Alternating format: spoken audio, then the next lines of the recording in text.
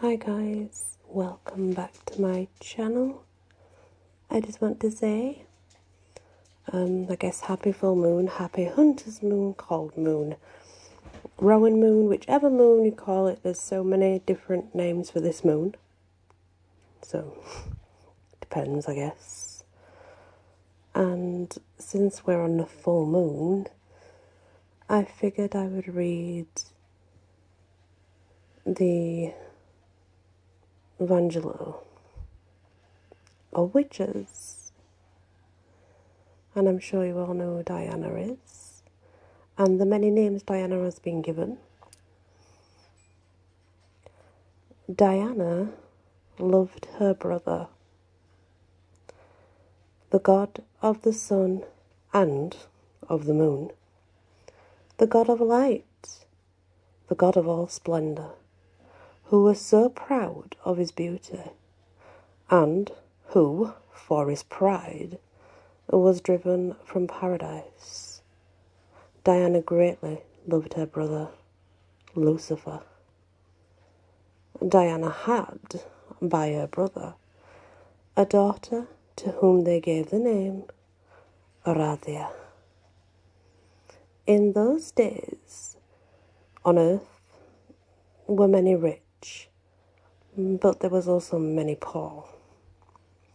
The rich made slaves of all the poor, and in those days they were cruelly treated, and they were tortured, and they were kept as prisoners.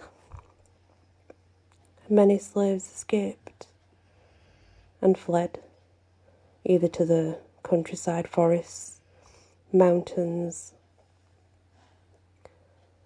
and that's where they lived, and they were called the evil folk, obviously, because they eluded capture and didn't want slavery, and because of that they were the evil folk. Diana, being who she was, spoke to her daughter, and I could do it in Latin, but I'm going to stick to just English. I will do the Latin in a separate video. "'Tis true, indeed, that thou a spirit art, but thou wert born but to become again a mortal. Thou must go to earth below, to be a teacher unto women and men, who fain would study witchcraft in thy school. Yet, like Cain's daughter, thou shalt never be, nor like the race who have become at last wicked and infamous from suffering, as are the Jews and wanderings in Gade, who are all thieves and knaves.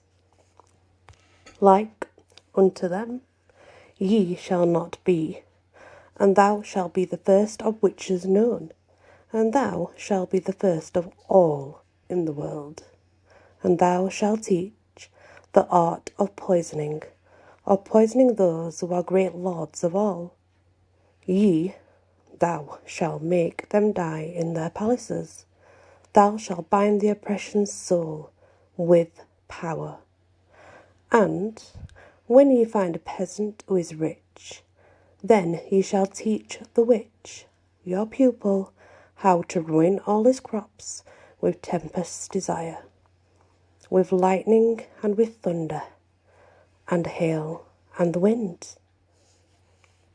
And when the priests or nobility shall say to you that you should put your faith in Father, Son, and Mary, and then reply, your God, the Father, and Maria are three devils. For the true God, the Father, is not yours. For I have come to sweep away the bad, the men of evil, all will I destroy. Ye who are poor suffer with hunger keen, and toil in wretchedness, and suffer too.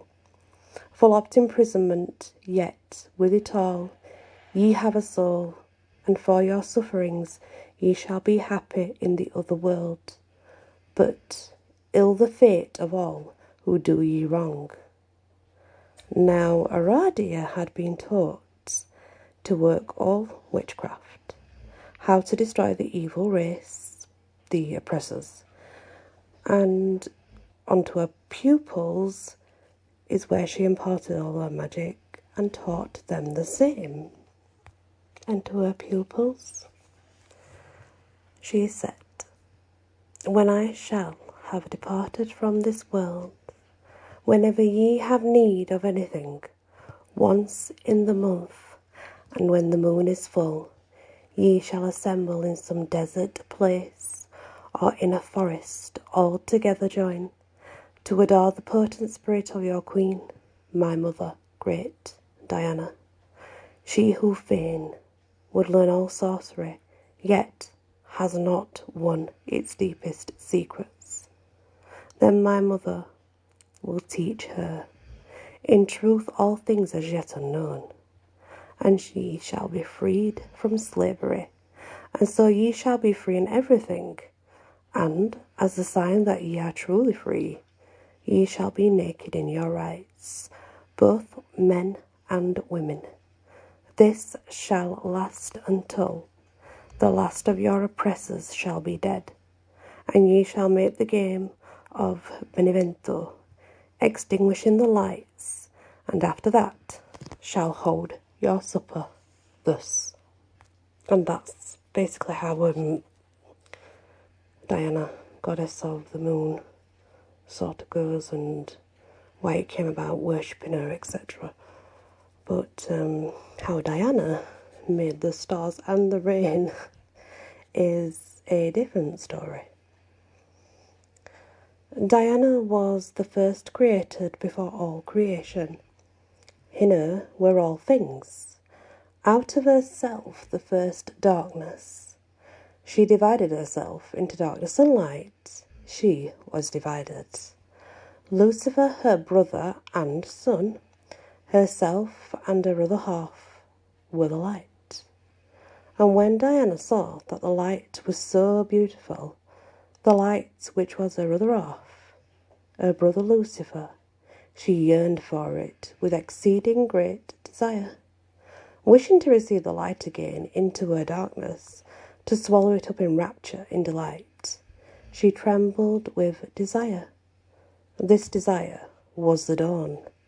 But Lucifer, the light, fled from her. He would not yield to her wishes. He was the light which files into the most distant parts of heaven, the mouse which flies before the cat. Then Diana went to the fathers of the beginning, to the mothers, the spirits who were before the first spirit, and lamented unto them that she could not prevail with Lucifer. And they praised her for her courage. They told her that to rise, she must fall. To become the chief of goddesses, she must become a mortal. And in the ages, in the course of time, when the world was made, Diana went on earth, as did Lucifer. Lucifer being he who had fallen, and Diana taught magic and sorcery, whence came witches and fairies and goblins, and all that is like man, yet not mortal. And it came thus that Diana took the form of a cat. Her brother had a cat whom he loved beyond all creatures, and it slept every night on his bed. A cat beautiful, the most beautiful beyond all the creatures. A fairy, he did not know it. Diana prevailed with the cat to change forms with her, so she lay with her brother, and in the darkness assumed her own form, and so, by Lucifer, became the mother of Aradia. But when in the morning he found that he lay by his sister, and that light had been conquered by darkness, Lucifer was extremely angry. But Diana sang to him a spell, a song of power, and he was silent. The song of the night, which soothes the sleep. He could say nothing. So Diana, with her wiles of witchcraft, so charmed him that he yielded to her love. This was the first fascination. She hummed the song. It was as the buzzing of the bees. A spinning wheel, spinning life. She spun the lives of all men. All things were spun from the wheel of Diana. Of course, Lucifer turned the wheel. Diana was not known to the witches and spirits and fairies and elves who dwell in the desert place. The goblins as their mother, she hid herself in humility, and was immortal. But by her she rose again, and by her she will rise again. And above all, the passion which she had for witchcraft became so very powerful that no longer could her greatness be hidden. And thus it came to pass one night at a meeting of all the sorcerers and fairies, she declared that she would darken the heavens and turn all the stars into mice. And those who were present said, "If thou canst do such a thing, having risen to such power, thou shalt be our queen." Diana went into the street. She took the bladder of an ox and a piece of witch money, which has an edge like a knife. With such money, witches cut the earth from men's foot tracks, and she cut the earth, and with it many mice she filled the bladder, and blew into the bladder till it burst. And there came a great marvel, for the earth which was in the bladder became the round heaven above, and for 3 days there was a great rain. The mice became stars, or rain, and having made the heaven and the stars and the rain, Diana became queen of the witches. She was the cat who ruled the star mice. She was the heaven that ruled the rain. And the children of Diana, and how they are fae, because all things were made by Diana, the great spirits of the stars, men in their time and place, the giants of the old, the dwarfs who dwell in rocks, and once a month worship her with cakes. There was once a young man who was very poor, no parents, but a very good spirit, a very good soul.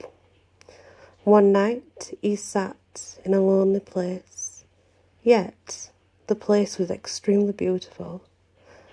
There he saw thousands of little fairy, shining white light dancing in the light of the full moon. "Gladly would I be like you, O fairies," said the youth, "free from care, needing no food. But what are ye?" And they did reply, "We are moon rays, the children of Diana. We are children of the moon, we are born of shining light. When the moon shoots forth a ray, then it takes a fairy's form. And thou art one of us, because thou were born when the moon, our mother Diana, was full. Yes, our brother, kin to us, belonging to our band. And if thou art hungry and poor, and wilt have money in thy pocket, then think upon the moon, on Diana, unto whom thou were born. Then repeat these words: Moon, moon, beautiful moon, the fairest of them all, fairer far than any star.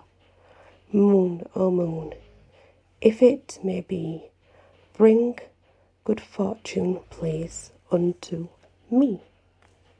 For all of the children who were born in a full moon, the sons and daughters of the moon, especially if they are born on a Sunday when there is a high tide.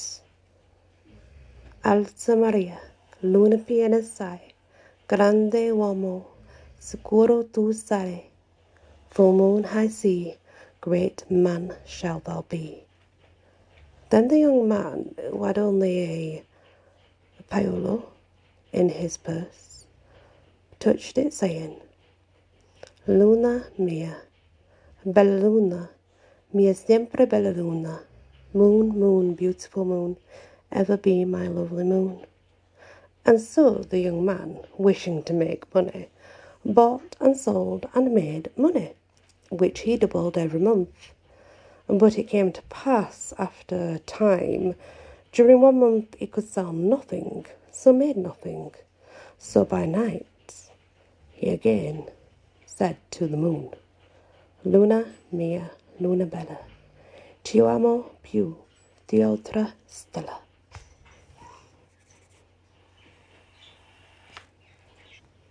To be born in a full moon means to have an enlightened mind, and a high tide signifies an exalted intellect and full of thought. It is not enough to have a fine boat of fortune. And if you understand what that means, it means just to have money does not make you fine and intelligent. So this is why Diana or Apollo, the same person, is worshipped on a full moon. Of course, there's many other stories, especially in the gospel, but the stories are quite vast. They change a lot over time. You don't really ever know which one's the fact and which one may have had bits added into it. So simply take it all in, but nothing as fact, and learn, I guess. That's the best way to do it, because it's hard to tell. There are that many tales. Love and light and many blessings.